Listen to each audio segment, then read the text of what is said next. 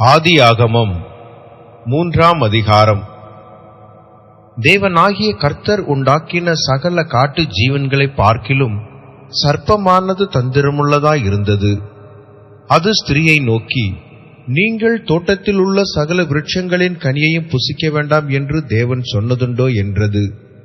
ஸ்திரீ சர்ப்பத்தை பார்த்து, நாங்கள் தோட்டத்தில் உள்ள விருட்சங்களின் கனிகளை புசிக்கலாம், ஆனாலும் தோட்டத்தின் நடுவில் இருக்கிற விருட்சத்தின் கனியை குறித்து தேவன் நீங்கள் சாகாதபடிக்கு அதை புசிக்கவும் அதை தொடவும் வேண்டாம் என்று சொன்னார் என்றாள்.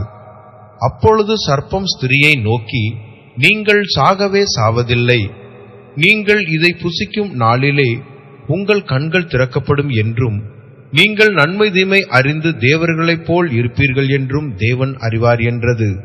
அப்பொழுது ஸ்திரியானவள், அந்த விருட்சம் புசிப்புக்கு நல்லதும் பார்வைக்கு இன்பமும் புத்தியை தெளிவிக்கிறதற்கு இச்சிக்கப்படத்தக்க விருட்சமுமாயிருக்கிறது என்று கண்டு அதன் கனியை பறித்து புசித்து தன் புருஷனுக்கும் கொடுத்தாள், அவனும் புசித்தான். அப்பொழுது அவர்கள் இருவருடைய கண்களும் திறக்கப்பட்டது. அவர்கள் தாங்கள் நிர்வாணிகள் என்று அறிந்து அத்தி இலைகளை தைத்து தங்களுக்கு அரை கச்சைகளை உண்டு பண்ணினார்கள். பகலில் குளிர்ச்சியான வேளையிலே தோட்டத்தில் உலாவுகிற தேவனாகிய கர்த்தருடைய சத்தத்தை அவர்கள் கேட்டார்கள். அப்பொழுது ஆதாமும் அவன் மனைவியும் தேவனாகிய கர்த்தருடைய சந்நிதிக்கு விலகி தோட்டத்தின் விருட்சங்களுக்குள்ளே ஒளித்துக் கொண்டார்கள். அப்பொழுது தேவனாகிய கர்த்தர் ஆதாமை கூப்பிட்டு, நீ எங்கே இருக்கிறாய் என்றார்.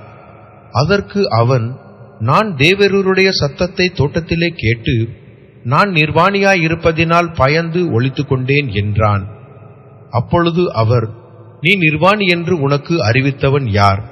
புசிக்க வேண்டாம் என்று நான் உனக்கு விலக்கின விருட்சத்தின் கனியை புசித்தாயோ என்றார். அதற்கு ஆதாம், என்னுடனே கூட இருக்கும்படி தேவரீர் தந்த ஸ்திரியானவள் அவ்விருட்சத்தின் கனியை எனக்கு கொடுத்தாள், நான் புசித்தேன் என்றான். அப்பொழுது தேவனாகிய கர்த்தர் ஸ்திரியை நோக்கி, நீ இப்படி செய்தது என்ன என்றார். ஸ்திரியானவள், சர்ப்பம் என்னை வஞ்சித்தது, நான் புசித்தேன் என்றாள். அப்பொழுது தேவனாகிய கர்த்தர் சர்ப்பத்தை பார்த்து, நீ இதை செய்தபடியால் சகல நாட்டு மிருகங்களிலும் சகல காட்டு மிருகங்களிலும் சபிக்கப்பட்டிருப்பாய். நீ உன் வயிற்றினால் நகர்ந்து உயிரோடு இருக்கும் நாளெல்லாம் மண்ணை தின்பாய். உனக்கும் ஸ்திரிக்கும் உன் வித்துக்கும் அவள் வித்துக்கும் பகை உண்டாக்குவேன். அவர் உன் தலையை நசுக்குவார், நீ அவர் குதிங்காலை நசுக்குவாய் என்றார். அவர் ஸ்திரியை நோக்கி, நீ கர்ப்பவதியாயிருக்கும்போது உன் வேதனையை மிகவும் பெருக பண்ணுவேன், வேதனையோட பிள்ளை பெறுவாய். உன் ஆசை உன் புருஷனை பற்றியிருக்கும், அவன் உன்னை ஆண்டு கொள்ளுவான் என்றார். பின்பு அவர் ஆதாமை நோக்கி, நீ உன் மனைவியின் வார்த்தைக்கு செவிகொடுத்து புசிக்க வேண்டாம் என்று நான் உனக்கு விலக்கின விருட்சத்தின் கனியை புசித்தபடியினாலே பூமி உன் நிமித்தம் சபிக்கப்பட்டிருக்கும். நீ உயிரோடு இருக்கும் நாளெல்லாம் வருத்தத்தோடே அதன் பலனை புசிப்பாய். அது உனக்கு முள்ளும் குறுக்கும் முளைப்பிக்கும், வெளியின் பயிர்வைகளை புசிப்பாய். நீ பூமியிலிருந்து எடுக்கப்பட்டபடியால் நீ பூமிக்கு திரும்பும் மட்டும் உன் முகத்தின் வேர்வையால் ஆகாரம் புசிப்பாய்.